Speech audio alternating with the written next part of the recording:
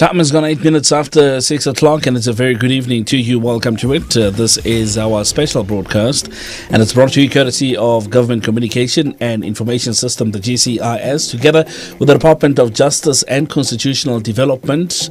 You and I together all the way through to 9 o'clock, 7 o'clock rather, and we're going to be exploring some of the most spoken about topics, especially at this time of the year. And we're going to be discussing a topic that's called how to access services of the Sexual Offences Courts and Thuthuzela Care Center. And I'm very delighted in the studio. I'm having Ms. Kamogelo Lekubu-Wilderson, and she's the Director of Victim Support and Specialized Services coming from the Department of Justice and Constitutional Development. And we're going to be having Ms. Carina Coetzee, the Senior Public Prosecutor for Sexual Offences, on the line. And as soon as she's on, we'll definitely bring her up to speed and make a part of the conversation. My name is Karabalans. I'm very delighted to have you with me. You can reach us by way of telephone if you want to take part in our program this evening. It is very easy. It's a toll-free number. It's 0800 142 446. That's 0800 142 446. We're going to be opening up our social media platforms as well for you to take part in. And if you want to maybe send your questions or comment through your social media platforms, we're available on Facebook, the Department of Justice and Constitutional Development.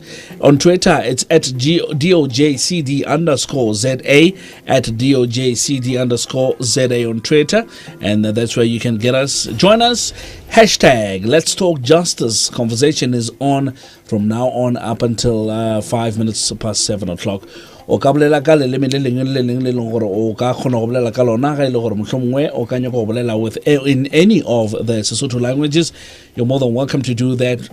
Uma ufuna ukukhuluma in any of the Nguni languages, isiZulu, isiXhosa, and the rest, you're more than welcome to do that.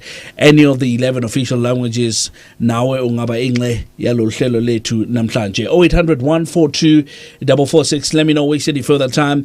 Kamogelo back in the studio, and I've said to her earlier on, it's been quite a while, hey? Yes, it's been quite a while. I was here last week, but with me.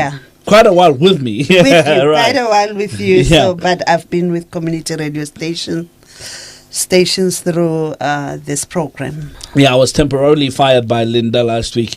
He gave me a bit of a, what do they call it, what he calls a technical leave. I don't know what that is all about. I still have to find out exactly. After the show, I'll definitely speak to Linda about that. But one thing that I'm looking forward to be finding out is how to access services of the Sexual Offences Court and the Thuthuzela Care Center. All right, let's talk about the Sexual Offences Court. Where can one find them? Let's start there, maybe. Yes, Karabo, I'll just give a bit of background and to say to listeners, the Department of Justice has embarked upon a program to upgrade certain courts within magisterial districts that are regional courts to be sexual offences courts. Basically, the aim of the project, since it started in 2013, was to ensure that we've got a number of courts that have victim support services that connect to other victim support services that are provided to victims of sexual offences. And these sexual offences courts basically have introduced specific support services that are infrastructural as well as human resource and information-based services to victims within the existing courts. So it's not like we're building a new court that is going to deal with sexual offences only. We're taking the existing regional courts, upgrading them, making sure that they have tones that enable a victim who is traumatized by sexual offences because they are basically violent in nature to be at ease to be within the court environment. All right. But besides that, what is the other importance of having these courts focused? For instance, like you're saying, the existing courts, but what we're trying to do with them, we're taking the existing ones and this is what we're doing with it. But what is the importance of that move? The importance of really introducing infrastructural, information-based, as well as specialized human resources within those courts, is to ensure that we deal with secondary victimization. Right. We actually reduce and eliminate secondary victimization of the victim when they come to court. Secondly, we ensure that the victim's trauma is lessened or eliminated, so that when they give evidence in court, they're able to give evidence in court as strong witnesses who do not break down and end up leading to the case being postponed because they can't give evidence further.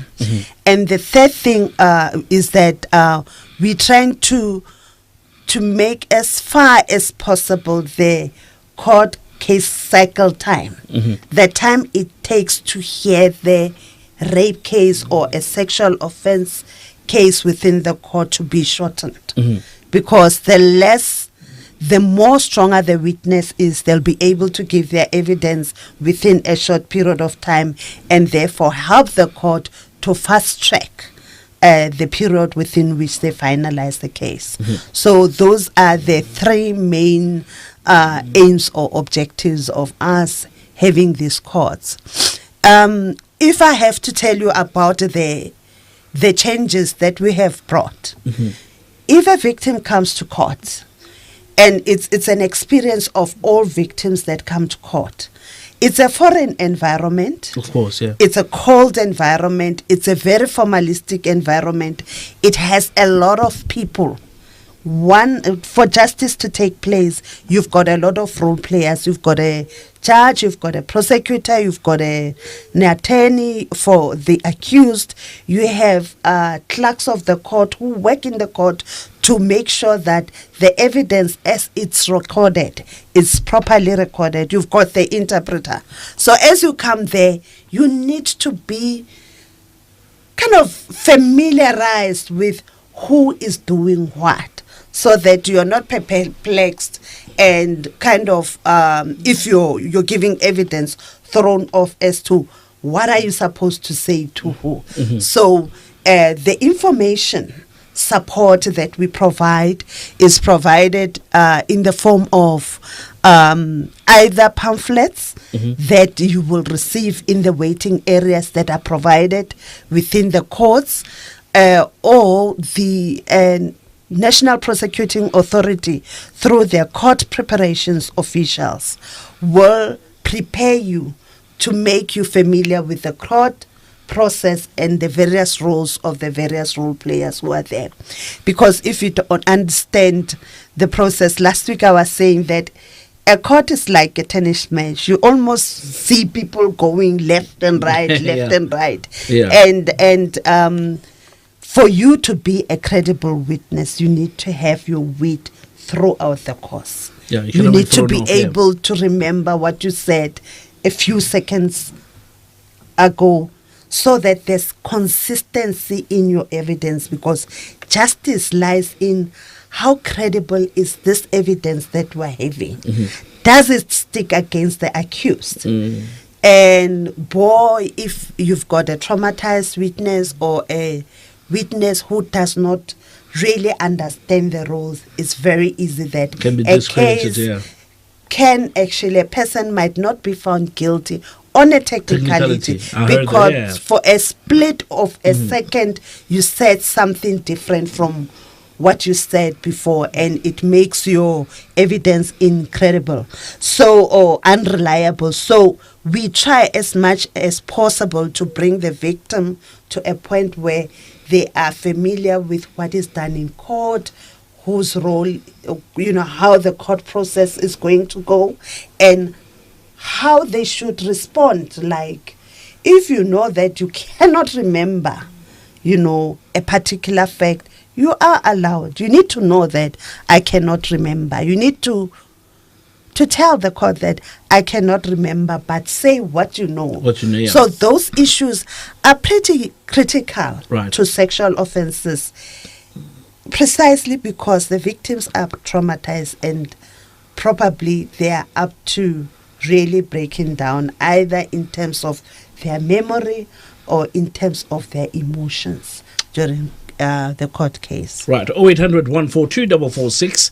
That's 0800 142 446. I'm very delighted to have on the line, like I said earlier on, we're going to be joined by Ms. Carina Coetzee. She's the Senior Public Prosecutor for Sexual Offences. She's likely to be with us up until the bottom of the hour, 6:30. Maybe let me just bring her in now as it is, so that she can have her bits and help us understand what we're here for this evening. It's a very good evening to you, Carina. Thank you so much for joining us. Thank you so much. I have to say I didn't hear the previous conversation because, I just didn't hear it. So if you can just put me in tune with what we're talking about. No worries. We've just established what we're talking about this evening.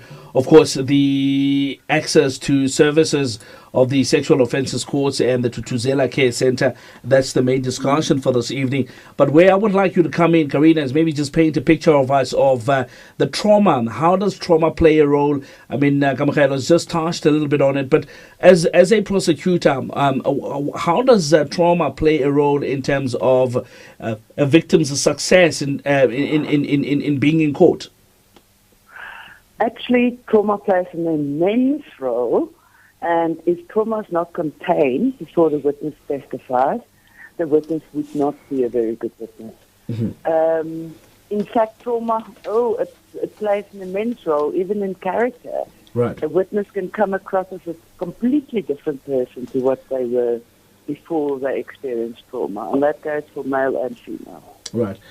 I wonder, when we're talking about this, something that comes to my mind is the whole issue of a victim maybe say being taken advantage of because of the trauma that they're experiencing. I wonder if that happens. I wonder if that's allowed, which brings me to my next question about the limits in which the prosecution could really, say, cross-examine a already traumatized victim. To what limits can they can they do that? Do we have limits in terms of that? You see, that's a very interesting question. Now, adversarial legal system, of course, the defense has ample opportunity to cross-examine the witness on every aspect. So, really, court preparation and trauma containment means a lot for a witness to prepare that witness for cross-examination. Cross-examination is secondary victimization.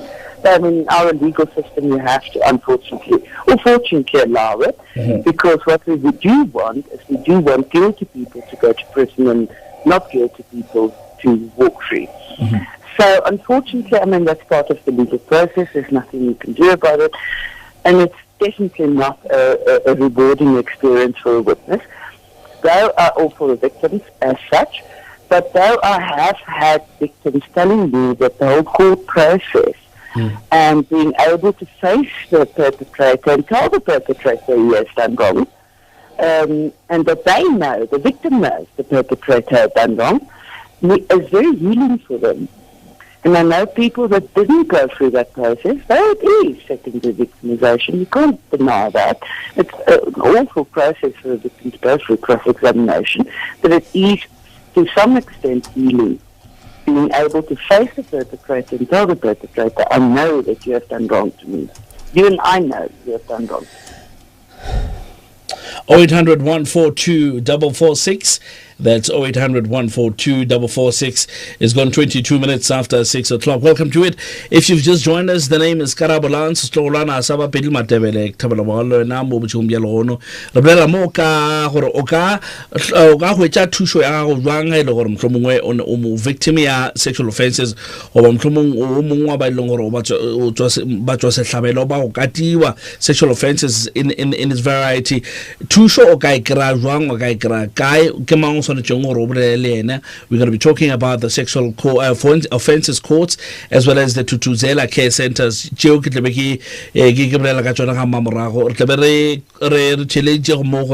Thuthuzela care centers so 800 142 446.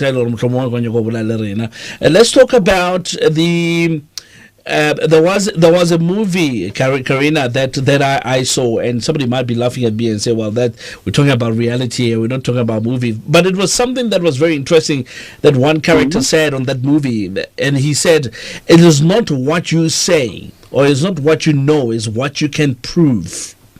So how true is that statement in life? No, in court it's definitely true. And yeah, no, of course you have to prove everything.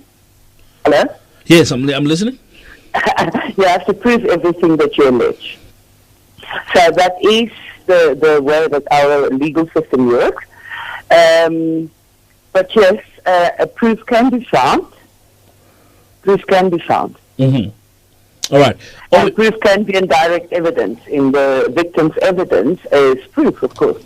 And yeah, proof can be found. So it's not an insurmountable obstacle.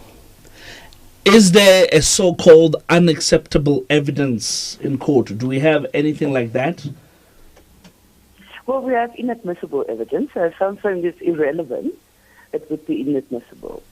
So character evidence, for instance, would be inadmissible because it's irrelevant, unless,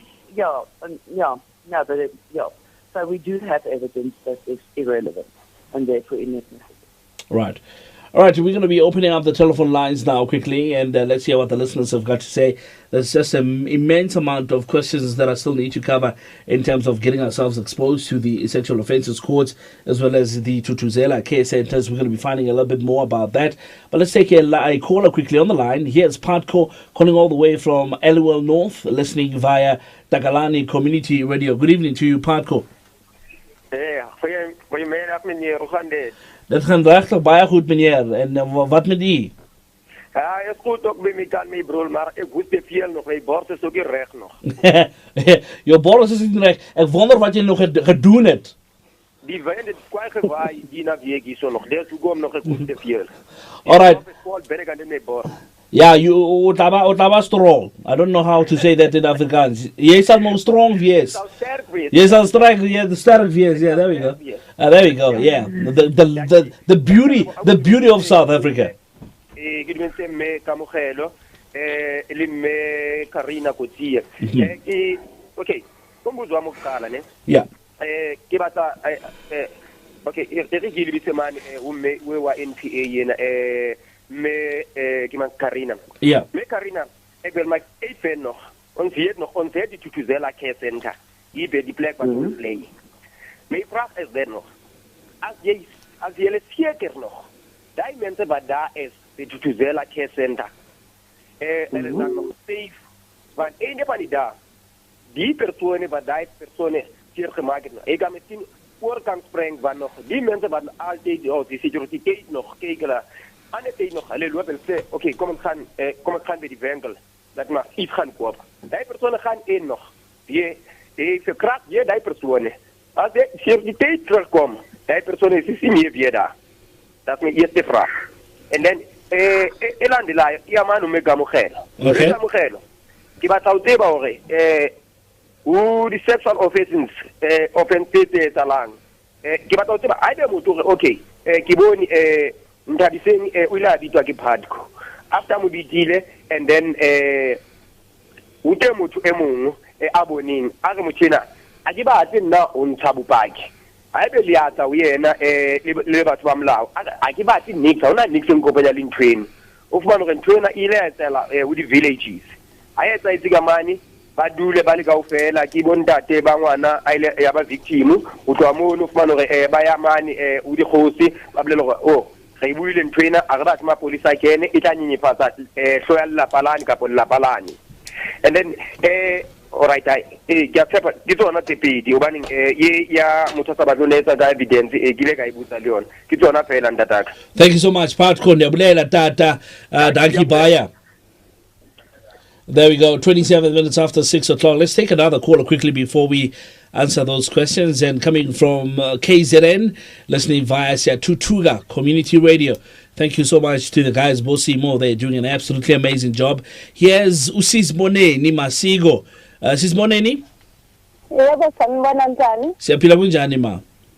Ngiyaphila ngilalela uSiyathuthuka FM.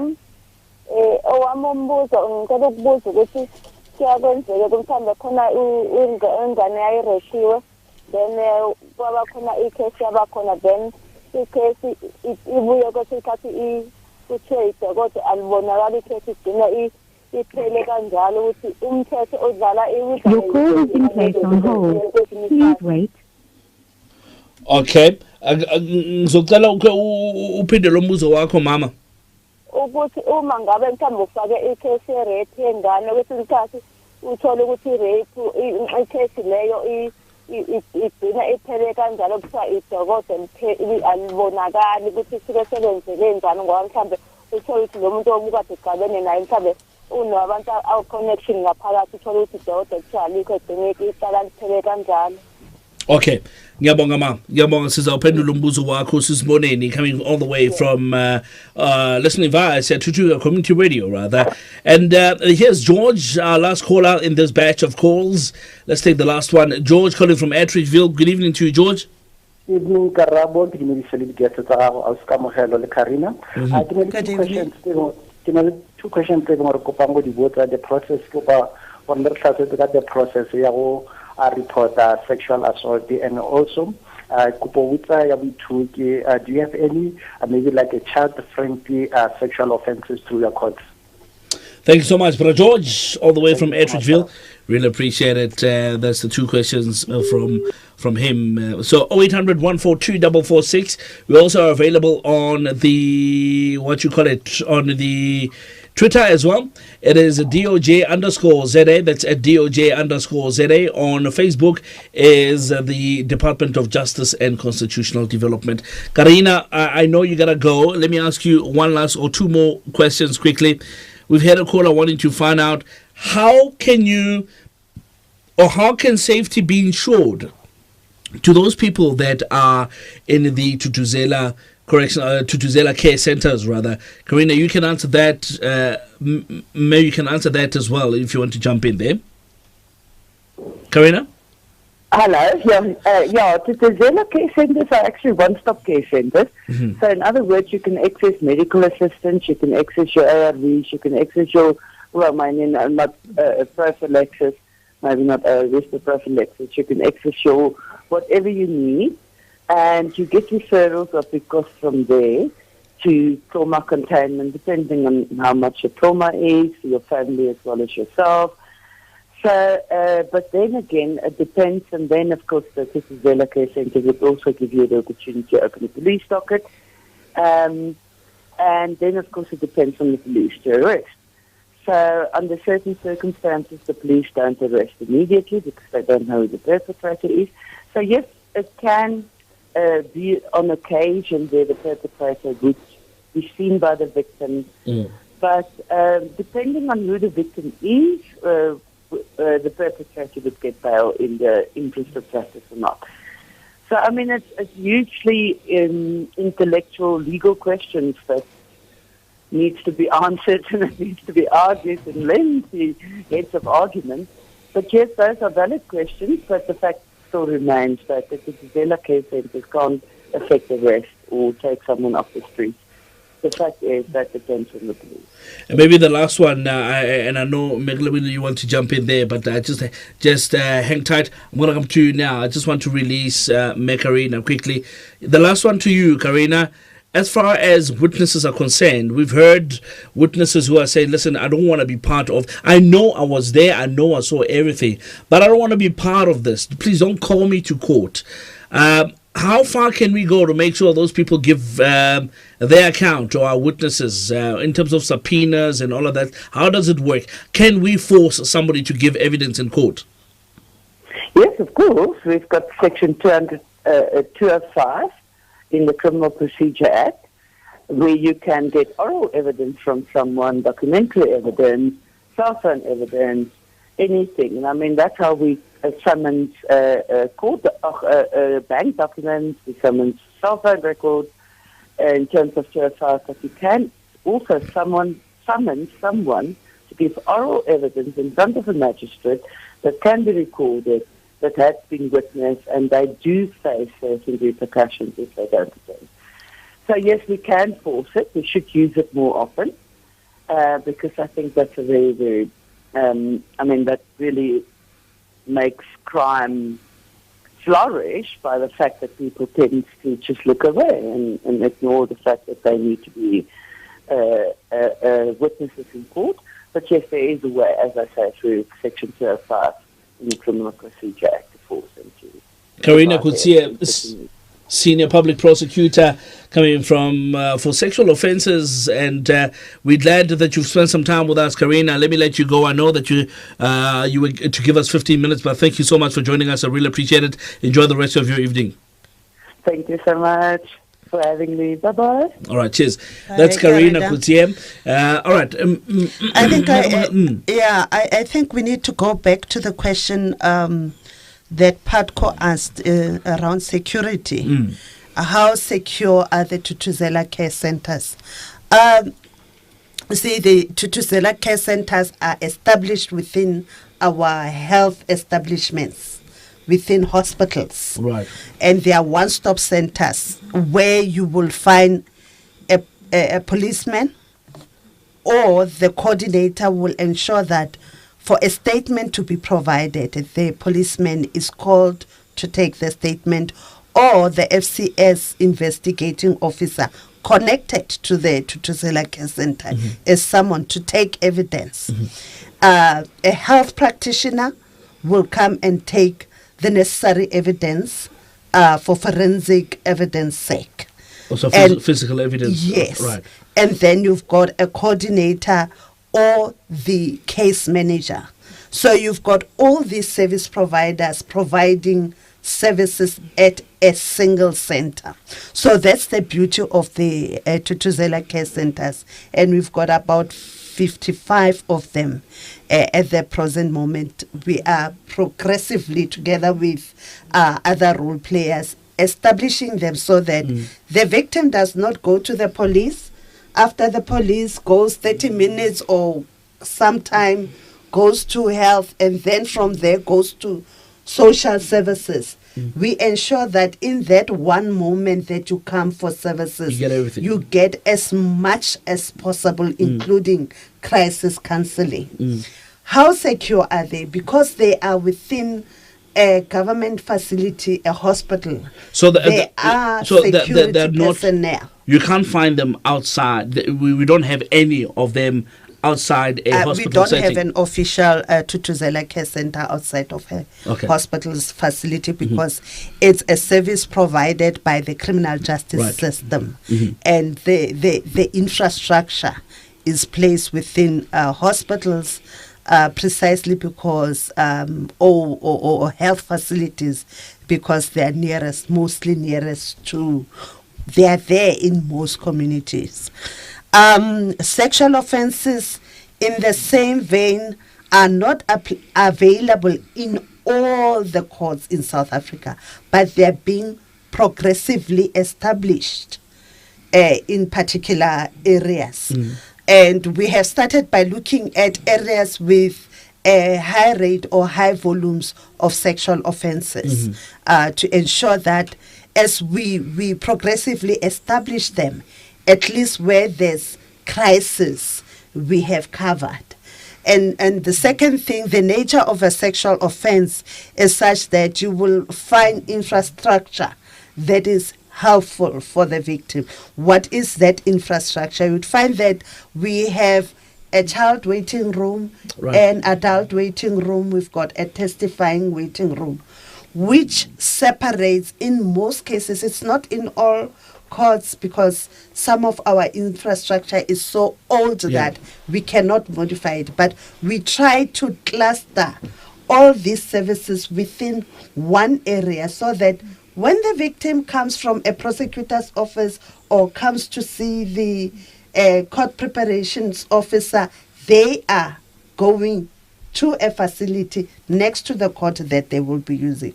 So when they wait in court for their turn to give evidence, they do not have to mix with the accused, because that's where the trauma re-traumatization comes place. Can you imagine this person has threatened that if you go to court, I'm going to kill you? And now you're in court or and he's they there. are with their families or people who are there to really intimidate you. Because it's a hostile environment. You can, at that moment, decide that what I'm facing whilst waiting to give evidence is not what I'm bargaining for, and as a result, I'm going to withdraw or I'm going to move away. So by making sure that we've got these facilities that at least to some extent help separate the distance between the accused and the victim or witnesses, then that sense of safety is established in the mind of the victim or a witness. So that's why this is important. Security is important. And thank you, Patrick, for asking that question. The second question that I wanted to ask, to respond to, is that was asked earlier on around what kind of evidence is critical. You know, the difficulty about sexual offenses is that the sexual act itself is never done in public. So as a result, we normally rely on The witnesses. victim's account. Oh. Yeah, on witnesses to corroborate what the complainant or the victim has said. So with sexual offenses, there's a difficulty presented to start with. But that does not mean that the prosecutors cannot prove. There could be circumstantial evidence and other evidence such as DNA evidence that will assist to corroborate the evidence that the witness gives. So that evidence, most evidence that is in your knowledge, you should present it as truthfully as far as possible. Hence, earlier on, I was saying, if you don't remember a particular version of the events, you should be able, as a witness, to say, I don't remember, but what I remember is ABC. All right, before we go on, let me take Sfundo. I'm just afraid Sfundo is holding on to the line for pretty long. I don't want to keep him there. Sfundo, good evening to you. You calling from Ladysmith? Hello, good evening. How are you? Thanks. Firstly, let me just thank for the opportunity to give us this kind of a topic, especially movies in English. But how do they assure it training in terms of case for them not to feel secondary victimization? And if you can really question your sensors, but I also want to know, for me, being in Ladysmith, where are your sensors? Is there one in Ladysmith, and how visible are they? How child-friendly are they? Those are my questions. Thank you. I'm afraid to Sfundo calling all the way from Ladysmith, and I believe we've got Tsepo on the line listening via Live FM. Good evening to you, Tsepo. Legandad. We'll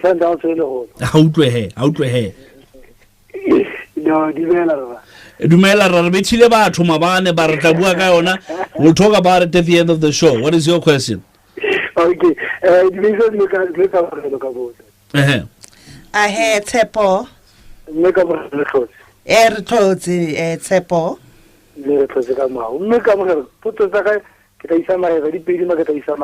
Please. Victim case I police station. Have a report a case from police in similar service or the service I case investigate to a Iago court. And then got out to the Habo. The service are generally SAPS. Trying the SAPS, the service and the one paying case and 3% of Bolana. The Tabayabu, I can't you again. Yes, Kate 3. Okay. Yabu, the more case in your the minor Z2. Another one is a victim, another one is a perpetrator. So, but getting my about dating. So I didn't mind about it. I think somewhere, somehow, better support about it, maybe. So, one turns off another thing. The service I am the service I am Okay. Right, thank you so much, Bratepo. Listening via Live FM, we really appreciate it.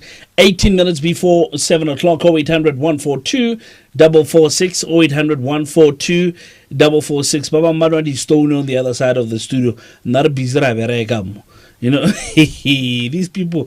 Simona, yeah, you better watch those questions coming on Facebook and Twitter. Otherwise, the story sells to come. Your words. Right. 0800 142 446. Let's go back to those questions. Kamogelo.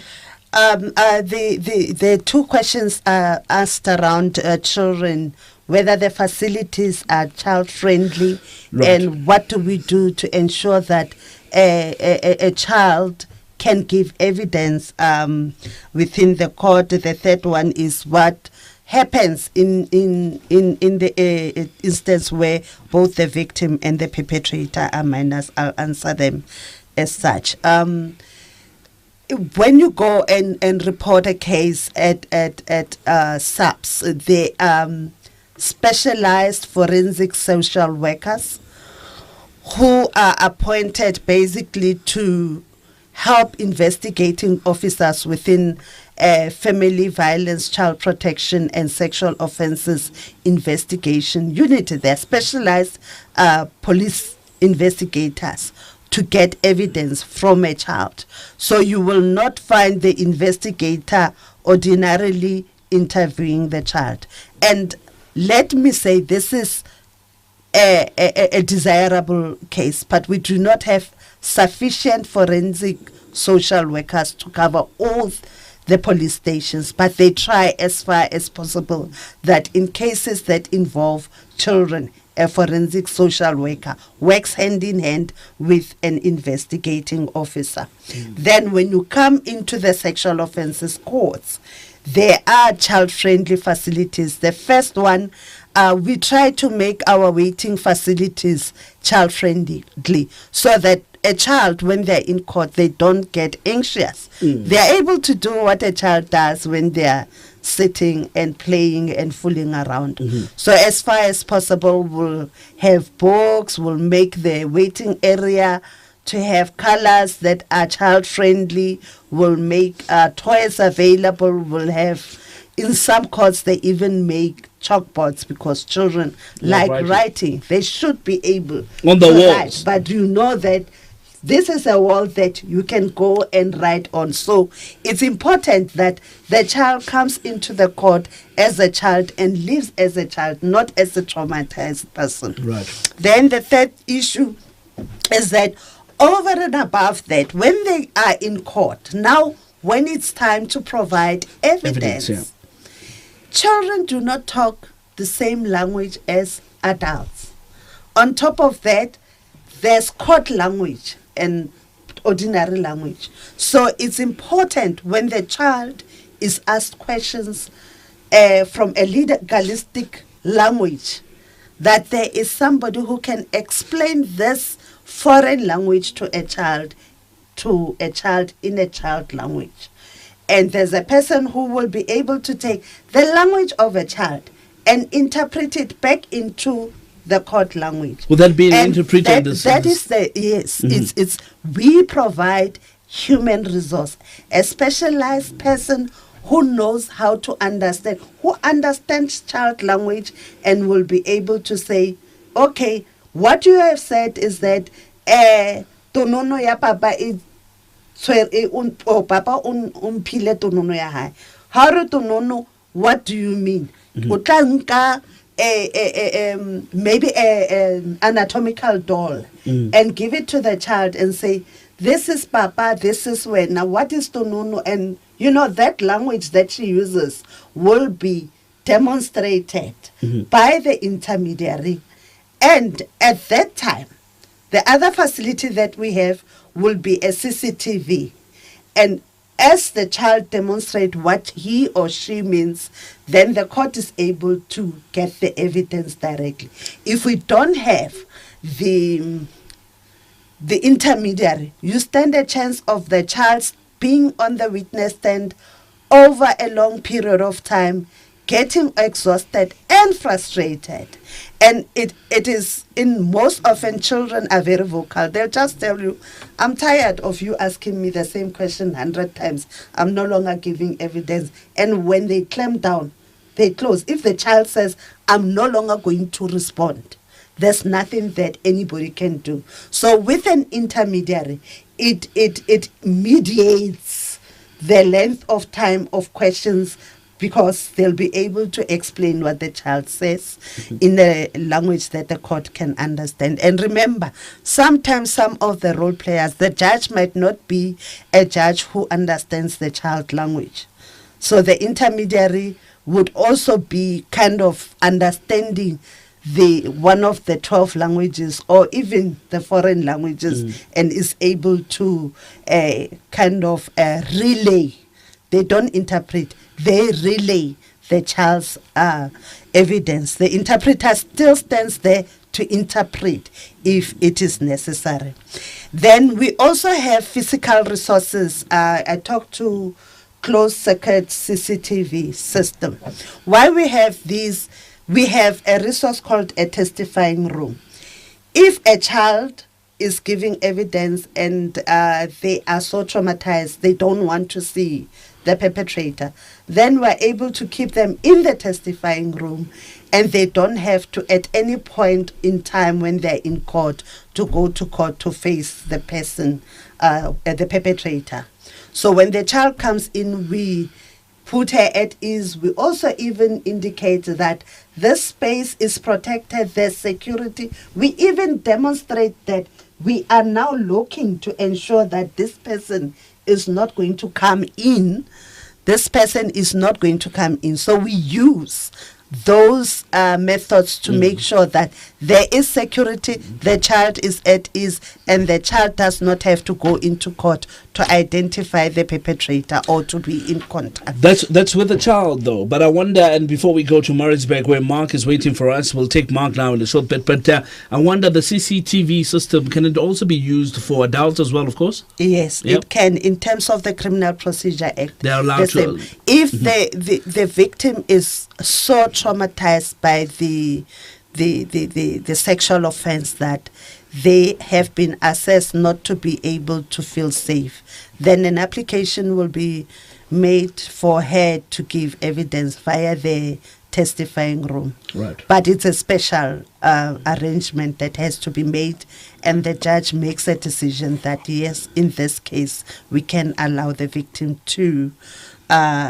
give evidence from a testifying room. All right. Questions about we're come to those. should not be left out. All right, we're going to come to those now. I've just got Mark on the line. Mark is calling from Maritzburg. Mark, let's take you quickly, and Siskamo will go back to some of those questions that we've left out. Good evening to you, sir. Good morning.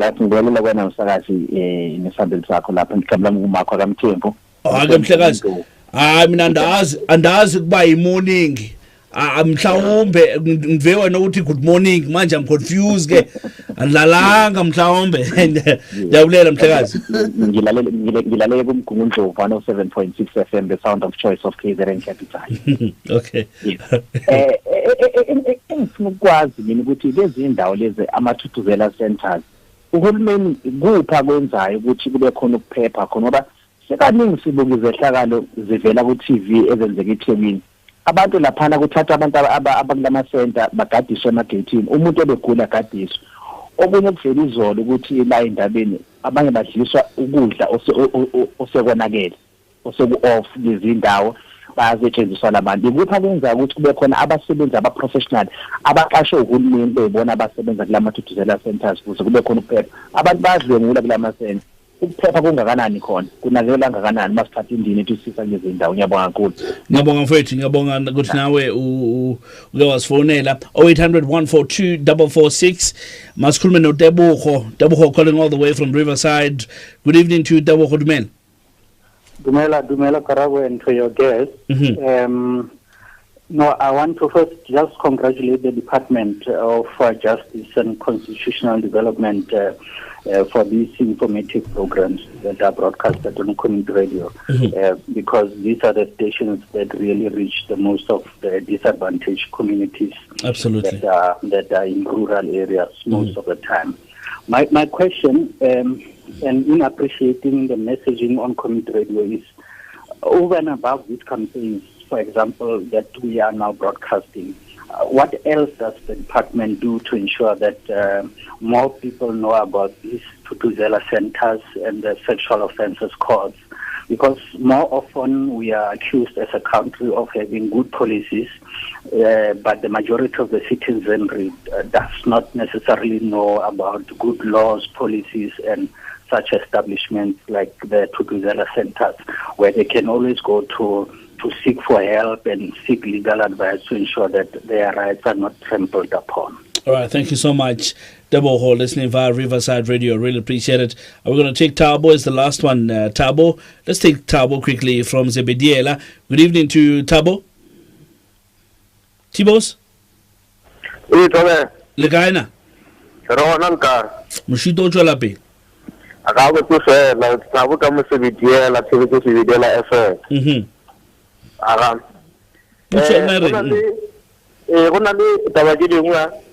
re di bulela ke re batho ba na le go kwana ge ba yela ke tsa thobalano ke ya ba ya fetsa le gore ka morago mosadi ola a e bula molato right a fetsa gape a go ya go phumula e fitlha jwang gore motho o le reng ba muletse molato o kantsediwa ska ba a ba le record ya gore nkile a bulelwa molato wa sexual offenses gona fa o ke mo ba ka mphitisang gona mo wa kgonagala gore motho wa phumile molato na tlo phumile motho a ska ba a dia ka ga ntse re bona ba phumula ela gore ba farane ka matsogo re ba botse protection order ba le fa right okay re tla bona gore se ka van Thabo ke thank you. 0800 142 446. It's 6 minutes before 7. We've got about 10 minutes to go, so let's see how quick we can go through these. Mekamu, do you want to go back? And yes, let's start with those that you wanted to answer. Sepo also asked the question of when does the case of sexual offences actually come into court? I think that was the question. Ideally, when you go to report at the service center, the police stations are called service centers, you will have a person taking a statement. It's not a full statement. It's a summary statement. In cases of sexual offenses, this is how it happens. Summary statement. After that, and when they take a statement, if it's a sexual offenses, they should take your statement from a victim-friendly room, meaning that you shouldn't give a statement about the rape in a open space where other people are coming, because that interferes with the capacity of a person to be as detailed or to give clean information. So there are what we call victim-friendly rooms where you will be taken and that summary statement will be taken. But it is taken so that you can be linked to a FCS investigating officer. It's called Family, Child Protection and Sexual Offences Investigating Officer, who knows how to handle these type of cases, who has been trained to be sensitive in taking the evidence on this type of cases. So then the case will be transferred to this investigating officers, or this person will now visit you to take a full statement. If you go to report at a Thuthuzela care center, the coordinator will call either a police officer, or if there is an FCS investigator connected, to come and take a statement at the Thuthuzela care center. I think that's how we question as well. So once sufficient evidence is gathered and we say the case is court ready, then it is lodged with the NPA. Right. throughout the case. In the case where there's a Thuthuzela care center, there'll be a case manager who knows what kind of evidence is required. And by the time the case goes to court, to the prosecutor, to the senior prosecutor, then it is case court ready and it will be placed on the court roll. Okay. Now you've got the NPA taking the case from the police officers, studying the case to see, is there sufficient evidence for us to can prosecute? If there's sufficient evidence to can prosecute, then they hand it over to the magistrate, the judiciary. And remember, these two people are not supposed to influence each other. So once it's handed over to the judiciary decides when to place the case on the court roll, because they've got a diary.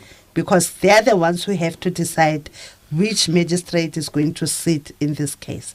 And at that time, they'll decide to appoint a magistrate who's familiar or has been trained on sexual offenses or in gender-based violence, so that this person is already sensitized on how to handle a case of sexual offenses. And then that's how the case goes. So I hope that answered your question, Tsepo. And George as well, by the way. Yes, and then Tabiso says that there are cases where incidences where a case is withdrawn. Now, I just want to explain the concept of justice and prosecution. And this will link also to that question about a witness who does not want to give evidence, even though they were they saw the deed happening. The prosecution relies on a reliable witness. So a witness in court must provide evidence in a way that we can believe their evidence. Now, if a witness is forced to come to court, we subpoena a witness who says, I don't want to go to court because I don't want anything to do with this case. We can use Section 205, but the danger there is that this witness can become a hostile witness. Remember, we rely on the truth. They can go to court and just decide to say, I don't remember, or contradict themselves. So that presents a problem for prosecution because they don't know how reliable this witness can be. So in most instances, it will depend on what type of a witness is this person. And if it's a witness that could be key, they could break the state's case. And in those instances, most probably the prosecutors will elect not to ask that person to give witness. And in cases where, remember, the complainant is our key witness. If they become hostile, what is it that the prosecutor can do? If you're saying, I was violated on this day, I was wearing this particular thing, and at the end of the day says, I don't want to give evidence against this person, there's absolutely nothing that the prosecutor can do, because they can force you to come unless the prosecution has other circumstantial evidence or other evidence that they can rely on and say that we're not going to rely on your evidence. There's other strong evidence that we can present. Then they can do that. There are certain other types of witnesses that must report cases, like teachers must report a case as soon as they identify that there was a child who was abused or there was a sexual offense that happened against a child. So there are categories in terms of the law that says you are supposed to report, and if you don't report and you are found guilty, you can be found guilty and sentenced to not more than 5 years for not giving evidence. So there are certain categories of witnesses that have legal duty to actually report the case. All right, we've got about 5 minutes to go, Linda. 5 minutes, Linda says. 3 minutes, he says to me. Okay, we've got 3 minutes. Let's touch on this one quickly. I think we've answered the one working partnership with the SAPS. I think as you were explaining there, you touched on your working relationship with the SAPS. But here's an interesting one that I don't want us to miss, where there's two minors involved, one victim, one perpetrator. Yeah. In terms of the Sexual Offences Act, the Constitutional Court has actually ended up with a decision where it says that there are certain categories of children that cannot have sexual relations. Because remember, they used to call Section 15 and 16 of the Sexual Offences Act a kissing law, meaning that it's banning experimentation because there's an age in which children experiment. As a result, the effect of that court case is that where there is a difference in age of 2 years between the perpetrator and the victim, we will bring a case. But where there's less than 2 years. So it's 2 years and more. 2 years, if they are, 2 years and more, you will then proceed. Like, for instance, between a person who is 15 and somebody who's like 18, but has not yet 17 and not yet 18. Because when you're 18, you're an adult. Yeah. So we have to assess by counting months, literally, to say whether it's 2 years full or it's above or less. But what about 14 But then the ramification is that for both, in any event, because they are children, you are dealt with in terms of the Child Justice Act. So you don't go through the normal route of an open court. There's an investigation. It's less, formalistic, and there are reports that are provided, and there's an opportunity for either for both the victim and the perpetrator to go through an alternative dispute resolution mechanism. They can be sent to counseling. They can be sent for an educational program. They can be sent for psychological counseling. So there are those various things that can be done for cases where both children are minors, but it's very technical as to who can be basically prosecuted if both people are minors. All right. Where are your office, or where can we find other Thuthuzela care centers in Ladysmith?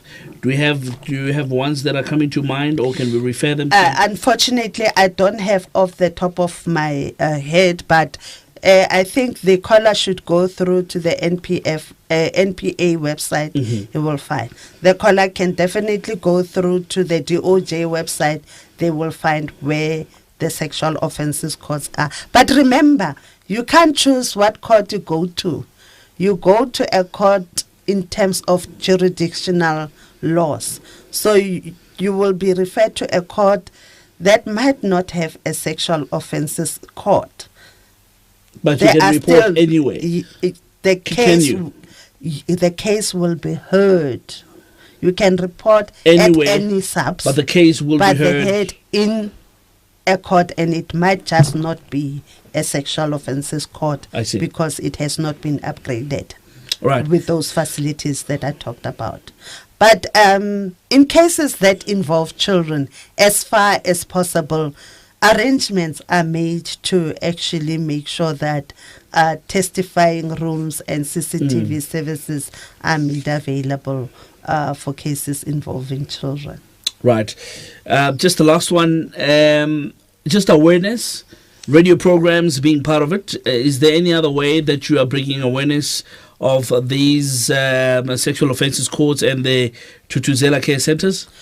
Okay, we with the sexual offences courts, and I think as well as the Thuthuzela care centres, wherever we have intermediaries, court preparation officers, and Thuthuzela care centres, as well as sexual offences courts, we have, as part of our responsibility, the public education outreaches. So you will have either a quarterly contact, the community will have a quarterly visit. It will be different target groups within the community, where either court preparation officials go and explain about the court processes, the court services, support services, and where they can go to get criminal justice services, because the services are not just for courts and Thuthuzela care centers.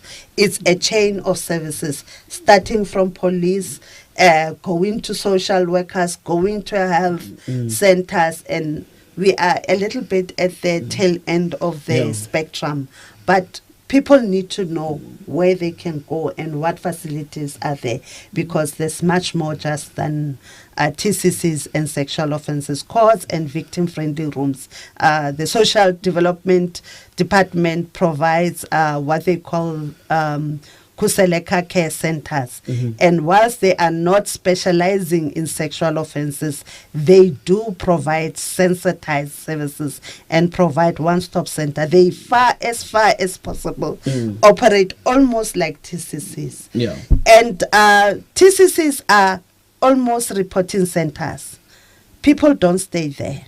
Right. So, it is once in a while where you would find that a victim requires nourishment and food. Right. So after you have reported and we've put you through all the relevant officials who must see you, if you cannot go home, they can let you sleep in just overnight, but the following day you are given the opportunity to go back home, or placed in a center like where a child reports and fears going back home.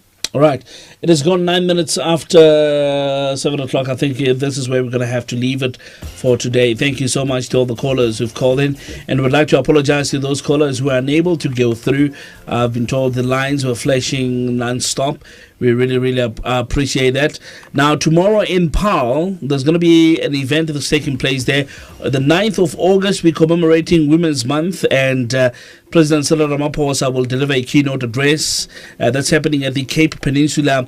And our Deputy Minister is part of the panel of discussion on how to undo the scourge of sexual offences. Now, I would like you to please join the activities as much as you can taking place across the country. They'll be happening all over the country tomorrow, so be part of it as we pay tribute to Mama Albertina Sisulu in this Women's Month. Thank you so much to my guest for this evening.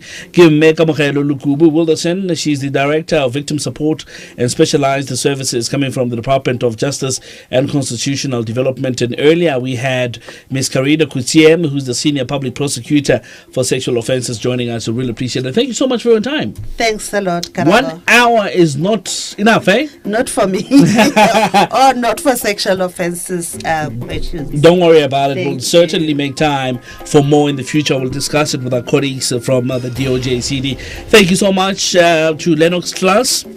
Lennox is Lennox's birthday, by the way, today. So happy birthday.